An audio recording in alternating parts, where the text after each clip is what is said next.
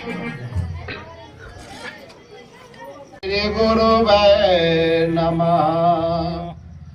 अखंड मंडलाकारं व्यापतमेन चराचरं तत्पदं दर्शितम्। शंकर जी इसी बस्ती के बगल में बसे हुए चंदपुरा के भाई नरेश जी, गार्जियन राम नरेश बाबू, व्यास जी, सभा को संचालित कर रहे नेवरी धाम के बड़िए संचालक महोदय, आदरणीय गुरु भाई अमरनाथ साहेब जी, अगुआ गुरु राजा पाकर सरकार के हृदय के अंदर वास करने वाले होरिल साहेब जी,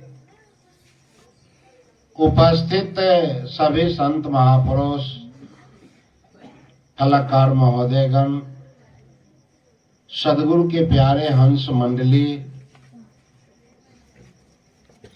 उपस्थित सज्जन वृंद, भक्ति मती माता एवं बहने, वसुंधरा के गोद में खेलने वाले नन्हे मुन्ने प्यारे बच्चे, आज वैशाली जिला के पावन धरती पर श्री रामपुर ग्राम के उस दरवाजे पर हम लोग आसीन हैं जिनका संचालित कर रहे लोकवासी, जिनके नाम ही में इतना बड़ा उपलब्धि लगा हुआ है। आप लोग तो पूर्ण विचार करेंगे कि जिसके नाम में इतना बड़ा टाइटल लगा हो वो कैसे महापुरुष होंगे। जिस धराधाम पर हम लोग हैं, इस के पूर्व व्यवस्थापक लोकवासी संत लाल राय यानी साहब के प्रथम पुत्र प्रहलाद साहब के यहाँ आज करीब 6:30 बजे से ही आप लोग सत्संग से लाभान्वित हो रहे हैं। ये पूर्वजों की असीम कृपा है कि उनके नाम ही में टाइटल संत लगा था और वह आज बेला घड़ी भी पूर्ति हुआ है कि मेरा तो ये नलिहाल है, मेरा तो यहाँ से ब्लड का रिश्ता है। जितने भी अभिभावकगण जुटे हुए हैं, सादर हम उनके चरणों में साष्टांग साहेब बंदगी करता हूं कि आपकी असीम कृपा हमारे ऊपर बना रहे, ताकि आज सदगुरु के सिंहासन पर बैठाने के काम परम श्रद्धेय गुरु जी अपने आशीर्वचन को देते हुए रखे हैं। तो आप लोग का भी मुझे आशीर्वाद की जरूरी पड़ता है। सजनों, हम लोग विचार करेंगे कि हम मानव प्राणी हैं कौन। अपने आप को हमको पहचान करना है कि परमात्मा ने असीम दया कृपा करके ये नर्तन को दिया है। सदगुरु ने कहते हैं कि नर समान न कौनो देही, जीव चराचर जाचर देही। 84 लाख जोनी में सर्वश्रेष्ठ इस मानव प्राणी को कहा गया है और वास्तव में है। लेकिन हम संगत को संगत में पढ़कर हमारा आहार व्यवहार आज की परिवेश में बदलता हुआ जा रहा है। हम लोग यात्रा करते हैं, रास्ता पूछना होता है, तो कहीं आदमी जब लोगते हैं तो गाड़ी को ड्राइवर को कहते हैं धीरा करो, पूछ लो, थोड़ा इससे पूछ लेता हूं। जब हम पूछते हैं तो वह मानव बोल नहीं पाता है, इशारा कर देता है, ऐसे ऐसे हाथ, समझ में कुछ आता नहीं। मालूम पड़ता है कि ये गूंगा है, लेकिन वो गूंगा तो है नहीं, परमात्मा ने उसे मुंह दिया है, लेकिन उस मुख में वो शिखर रखे हुए हैं, गुटका रखे हुए हैं, वो बोल नहीं पाता। आज के परिवेश में नवयुवक दल के पीढ़ी का खान पान गलत है। जब तक हम खान पान को नहीं सुधारेंगे तब तक हम सत्संग की महिमा को जान नहीं पाएंगे। सबसे प्रथम क्लास सदगुरु ने बताया कि मनुष्य को आहार व्यवहार को पहले शुद्ध करना है, पवित्र करना है। जब यह निर्मल पवित्र होगा तो सत्संग से वह लाभ लेगा। जैसा कि हमारे बड़े भाई ने, संचालक साहब ने कहा है पहले ही कि संत दरस जिम पातक तरही। आज दुनिया की परिवेश में कबीर पंथ के लोग से लोग घृणा करते हैं कि ये लोग गुरु जी के गोड़ धो के पीता। सजनों, आप विचार करेंगे कि ऐसा अवसर परम श्रद्धेय जिसे राजा रामचंद्र जी कहा गया है, भगवान कहा गया है, ईश्वर कहा गया है, गॉड कहा गया है, ऐसा अवसर भगवान पुरुषोत्तम राम प्रभु को भी मिला। रामचरितमानस में स्पष्ट गोस्वामी, महर्षि गोस्वामी बाबा लिखते हैं कि एक बार वशिष्ठ मुनि आए। कहाँ आए भाई? तो जहाँ राम सुख धाम सुहाए, अति आदर रघुनाथ किन्ना, अपद पखार पादोदक लिन्ना। सजनों, जहाँ भगवान पुरुषोत्तम राम प्रभु गद्दी पर आसीन थे, वहां पर वशिष्ठ मुनि आते, नम आ जाते हैं, गुरु वशिष्ठ मुनि आते। भगवान राम प्रभु उस गद्दी को छोड़कर गद्दी पर बैठाकर प्रभु श्री राम को अपने हाथ से चरण पखारते और चरणामृत को लेते। आज अभी पिछले साल ही, इसी साल के 25 में ही महाकुंभ लगा था। लोगों स्नान करने गए, लाखों लाखों जीव परलोक को चले गए। रामचरितमानस में लिखते हैं स्वामी जी कि जहां राम तहां अवध निवासु, और जहां संत तहां तीरथ राजू।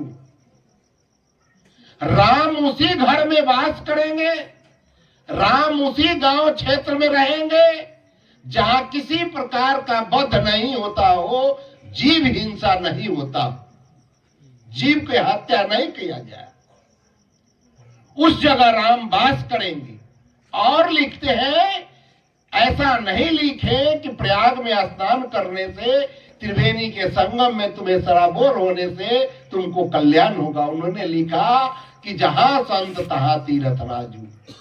जहां संत गुरुजन का पदार्पण होता है, जहां जहां गद्दी आसीन बनाकर बैठे हैं, वहां आप जाते हैं तो सराबोर होते, उसमें निर्मल और पवित्र होते।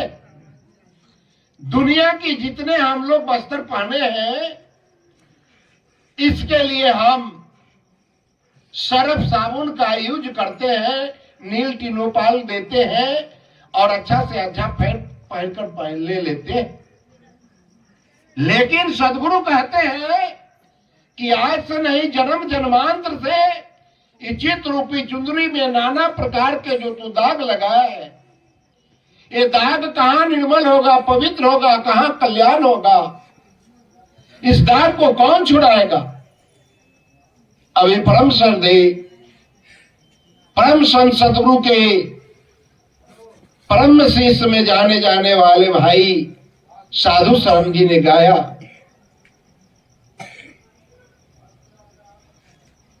कि सदगुरु को संबोधित धोबी से कहा। और धोबी के विषय में आप लोग जान ले कि जिसे हम भंगी कहते हैं, डोम कहते हैं, आश्रम के करीब के कुछ दूर में हटकर बताए, वो लोग आपस में जब झगड़ा करता है तो कहता है तेरा घोड़े खाए से धोब घर खाए। धोबी को इतना नीच जाते से संबोधित करता है, भंगी भी डोम भी कहता है कि हमसे वह नीचा है। और ऐसे सतगुरु को संबोधन किया जाता है कि गुरु धोबी शिष्य कापरा, साबुन सिरजनहार, सुरत शिला पर धोइए त निकसई ज्योति अपार। तो सूरत रूपी शिला पर सतगुरु उस नाम से जोड़ते हैं और कहते हैं इसको धो, निर्मल करो, पवित्र करो। और लेखाकार ने लिखा कि भरा सत्संग की दरिया नहा ले जिसका दिल चाहे, जिगर से पाप दागों का छुड़ा ले जिसका दिल चाहे। आपके दिल दिमाग में यह बैठता है कि हम मानव है, हम गलत रास्ता को पकड़े हुए हैं, तो हमको सही मार्ग को पकड़ना चाहिए। ये मन के बस में आकर अभी हम बैठे थे वहां, लोग इधर सत्संग हो रहा है, खैनी लगा रहे हैं। एक व्यक्ति ने देखा जो सिगरेट पीते जा रहा। सजनों, सत्संग दरियाव है, ठीक है, आपने तो खैनी लगाया है।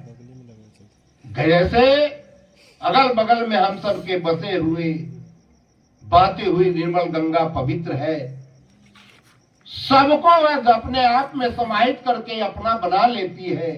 ऐसे सतगुरु सबको निर्मल और पवित्र करते हैं। डॉक्टर के पास हम जाते हैं, हमारे पिठी में घाव हुआ है, तो डॉक्टर छुरी उठाता है, ब्लेड मारता है, आपको दर्द का वो विचार नहीं करता है कि आपको दर्द होगा।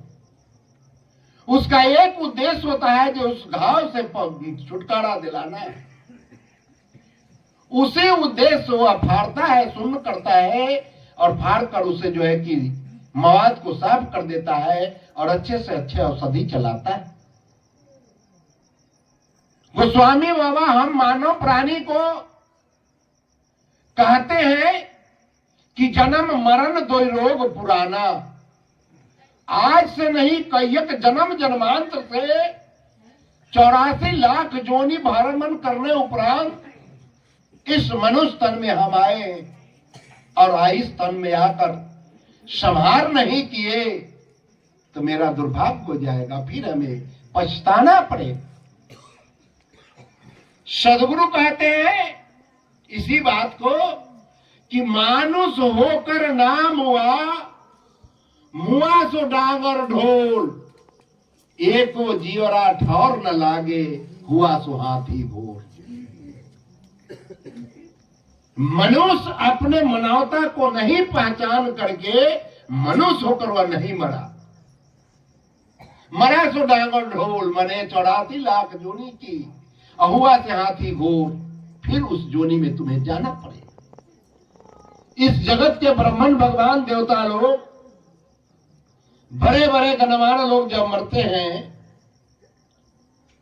तो जाते हैं, चिता जब सजता है यहाँ नहीं होता है, लेकिन हम लोग जहां है उस जगह पर होता है।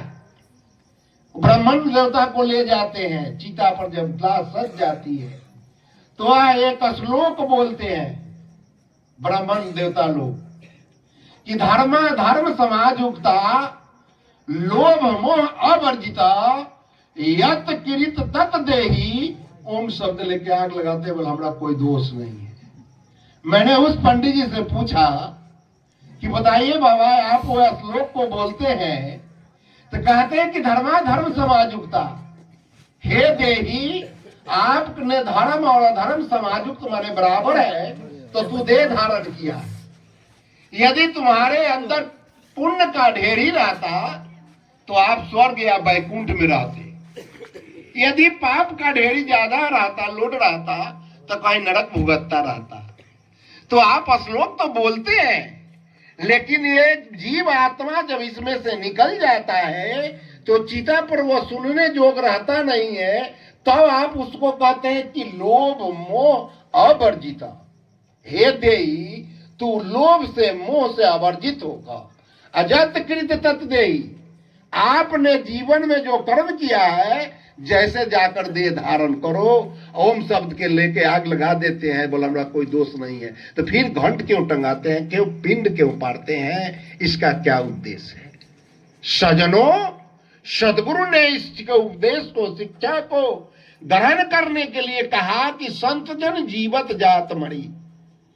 आपने जिंदगी के में आप जो है कि स्कूल विद्यालय में नहीं गया, पढ़ाई नहीं किया, मरने के बाद कहे कोई ये संस्कृताचार्य हुआ है, तो एक गलत बात है। इसलिए हमें भक्ति सीखना है, भक्ति जानना है। जब तक हम भक्ति नहीं जानेंगे तब तक हमको कल्याण नहीं होगा। लेकिन यह भक्ति कैसे जानेंगे? तो कहते हैं कि बिन सत्संग विवेक न होई, हरि कृपा बिन सुलभ न सोई। बिना सत्संग में बैठे मानव प्राणी के अंदर विवेक नाम प्रकाश का है, ज्ञान का है। जैसे अभी हम लोग बिजली के माध्यम से प्रकाशवान है, तो ऐसे एक अंतर में प्रकाश होता है।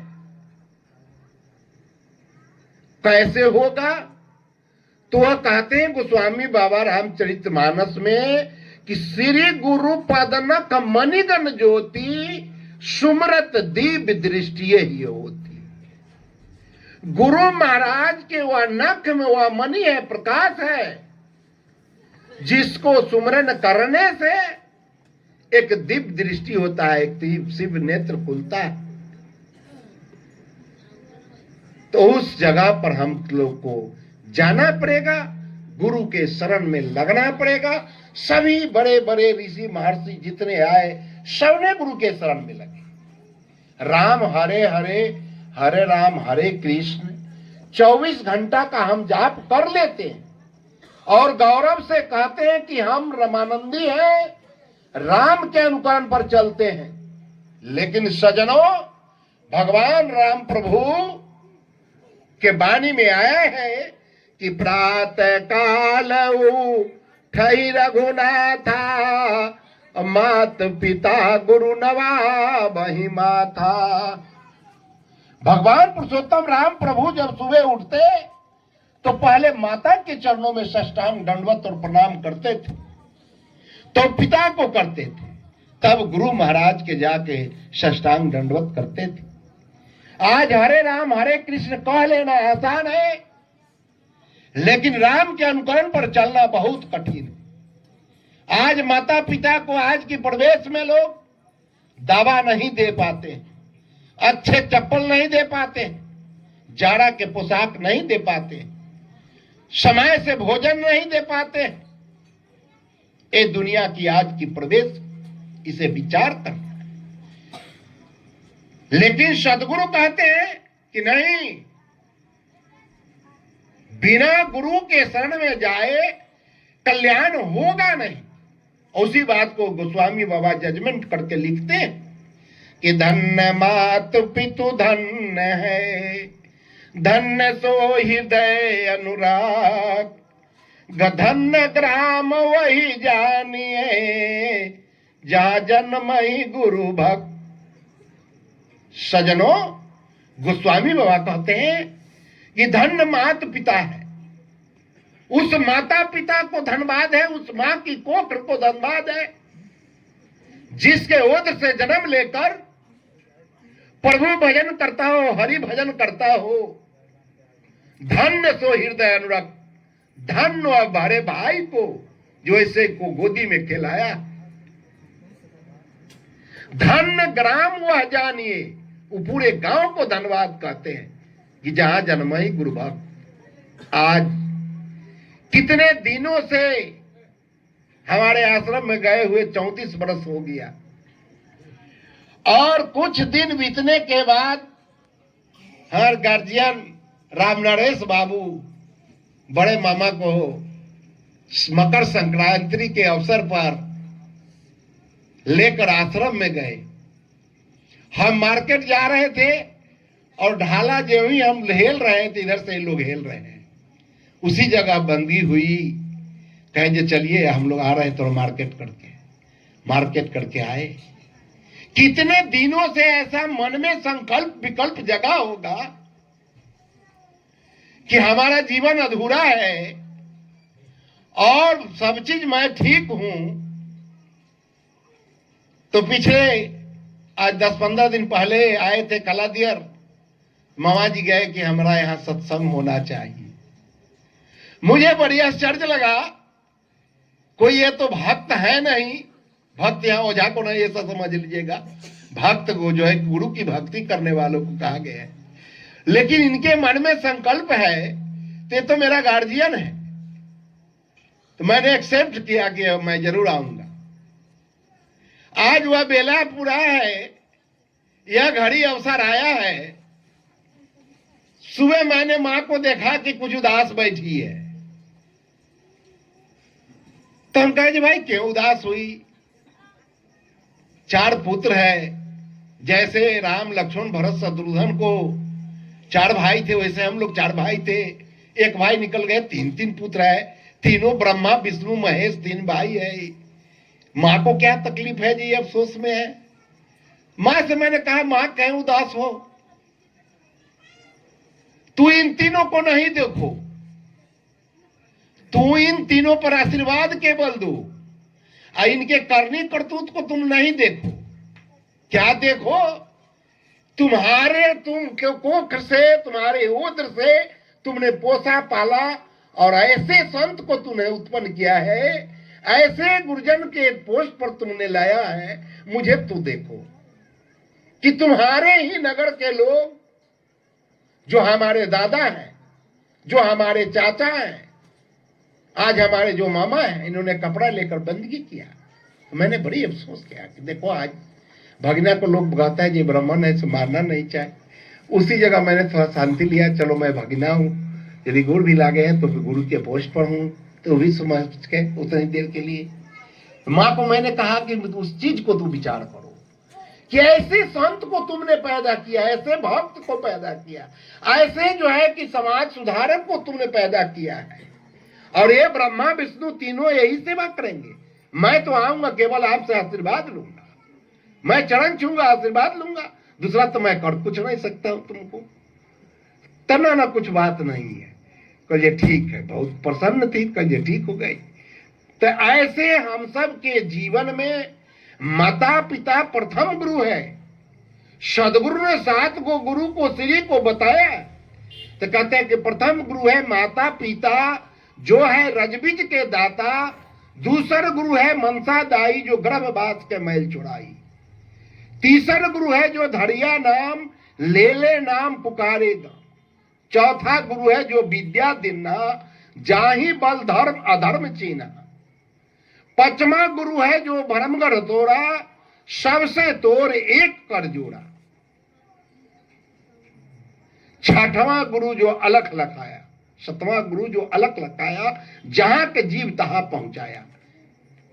हम लोग जहां से विचलित हुए हैं, परमात्मा के हम लोग अंश हैं, और उस जगह से ऐसे विचलित हो गए हैं कि हम अपने आप को भूल गए हैं। जैसे पवन सुत हनुमान को अपने पावर को यादगारी नहीं रहता था, एक ऋषि का वो जो है श्राप था, तो जब उनको कोई याद दिला देता था कि ये काम तो आपसे होने वाला है, तो फौरन हाँ जय श्री राम उड़ जाते थे, काम में लग जाते।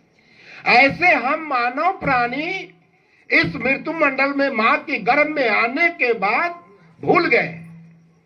सदगुरु कहते हैं जीव को तू याद करो, जैसे हमारे अभी गुड्डू जी ने गाया, उस पर साखी लिखा। सदगुरु कहते हैं कि कबीर वह दिन तुम याद करो। जीव को कबीरा कहा गया है कबीर नहीं कहा गया, कबीरा कहा गया। कबीरा वह दिन याद करा, पग ऊपर सिर नीच, मृत्यु मंडल में आई के भूल गए जगदीश। ये मृत्यु मंडल पर आते तुम परम पिता परमात्मा से विमुख हो गए हो, तुम्हारा चाल ढाल बिगड़ गया। इसके सुधारक के लिए संत सतगुरुजन घूम घूम पर चौक चौराहे पर सदगुरु कबीर साहब 626 वर्ष पूर्व जिस समय काशी नगरी में थे, तो उस समय सदगुरु कहते हैं कि गली गली मैं फिरूं गांव गांव की खोर, ऐसा जियरा ना मिले ले वहीं फटक पचोर। ऐसे मानव प्राणी कम मिलते हैं जो फटक पचोर के इस सुसार वाणी को ग्रहण कर ले, रख ले और अपने जीवन में सजा ले।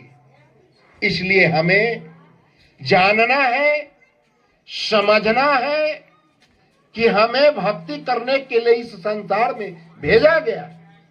लेखाकार ने बहुत ही कड़वे शब्द से लिखे हैं, बड़ी आश्चर्य लगेगा आप लोग को कि ऐसा हो नहीं सकता है, लेकिन इतना बड़ा दृष्टांत देते हुए वह लेखाकार लिखते हैं कि बारी मथे घिर थोत बरु, सिकता ते बर तेल, बिन हरि भजन न भाव तरही, इस ध्यान तपेल।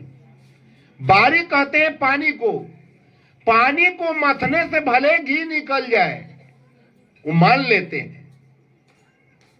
सिकता ते बरु तेल, कंकड़ पत्थर को पीसने से तेल निकल जाए वो भी मान लेते हैं, लेकिन बिन हरि भजन न भाव तरही, इस ध्यान तपेल। जैसे रेल के पटरी है, ये पटरी से जब चक्का इधर उधर हो जाएगा तो एक प्लेटफॉर्म क्या कहे जो 1 इंच टसमस नहीं होगा। तो बताते हैं सिद्धांत यह अपेल है, बिना हरि परमात्मा के भजन किए बिना संसार सागर से जीव पार कतई नहीं जा सकता है। इसलिए हमें विचार करना है, हर वाणी में गौरव भर पानी भरा है। सबको विचार करते हुए हम सबके जीवन की यात्रा में आपको अभी ने हमारे संचालक महोदय ने बहुत ही सब चीज कहा, आप उसे विचार करेंगे। उन्हें कहा कि आपका बहुमूल्य समय हम बर्बाद नहीं किया है। सदगुरु ने यह जजमेंट करके लिखते हैं कि जीवन जोवन राजमत अविचल रहा न कोई, जो दिन जाए सत्संग में जीवन का फल सोई। सदगुरु कहते हैं कि जीवन यह नाश्वर है, एक दिन छूट जाएगा। और राजकाज आज मालिक दूसरा है, तीसरा है। सभी लोग जिसके घर में मालिक है, 50 से अंदर के मालिक है लोग, सब बदलते रहता है कि प्रक्रिया लगा हुआ है। लेकिन कहते हैं सदगुरु कि वह घड़ी गिनती, टाइम मुहूर्त गिनती में आता है जो समय आपने सत्संग में व्यतीत किया है, श्रवण किया है और अपने जीवन में उसको उस पर चलने का प्रयत्न और प्रयास कर रहे हैं, तो वही दिन सार्थक है। इसलिए आज ये तहे दिल से, ये तो जिसका नाम ही इतना बड़ा टाइटल लगा है श्री रामपुर, श्री कहा गया है लक्ष्मी को, तो जहां लक्ष्मी की झरना झरती हो, ये श्री रामपुर की पावन धरती है और यहाँ लक्ष्मी जो है कि वास करने वाली क्षेत्र है। आज प्रथम बार सत्संग का आयोजन हुआ, पूरे परिवार के सभी सदस्य बड़े ही उसी समय से उमंग से दौड़ दौड़ के काम काज में, सभी की चाय पानी स्वागत में लगे हुए हैं। इसलिए पूरे लोग, क्षेत्र के सभी जनता, परिवार के सभी सदस्य के लिए मैं सदगुरु के चरणों में बार बार निवेदन, चंदन बंदन करता हूं कि हे सदगुरु, इस परिवार के अंदर, इस समाज के अंदर जो आज नए लड़के के प्रवेश में जो खान पान गलत है उस पर सुधार किया जाए, विचार किया जाए। सज्जनों, गोस्वामी हिंदू धर्म के महान प्रवर्तक कृष्ण भगवान जी गीता में लिखते हैं कि तिल भर मछली खाई के कोटि करो गौदान, काशी करवट ले मरो तो भी नरक निदान। तिल के बराबर कहते हैं यदि मछली खाकर काशी में जाकर शरीर को करवटिया फेरते फेरते प्राण को अंत कर लेते हो, 1 करोड़ गांव को दान कर देते हो, तब भी उस पाप से प्रायश्चित से वंचित नहीं हो सकता है। इसलिए तुम्हें इसको भोगने के लिए, फिर बदला देने के लिए आना पड़ेगा। हमारे एक उत्तर प्रदेश में थे, तो वहाँ एक सज्जन आए और कहे जी गुरुजी मैं कुछ पूछना चाहता हूँ। कल जरूर पूछ सकते हैं, पूछिए। तो उन्हें कहा कि हम लोग खेती करते हैं, गेहूं बोते हैं तो गेहूं होता है, मक्का बोते हैं मक्का होता है, राहड़ बोते हैं राहड़ होता है, मनुष्य मरेगा तो काहे गधा होगा भेड़ी होगा। कहीं आपको बिल्कुल कहना सत्य है, आपने सही बात कहा है। बड़ी खुश हो गए हो। कल जी बैठिए बैठिए, शांति से बैठिए, अभी भागिए नहीं। अब क्या कहेंगे? कल जी कहेंगे सुनिए। कल उस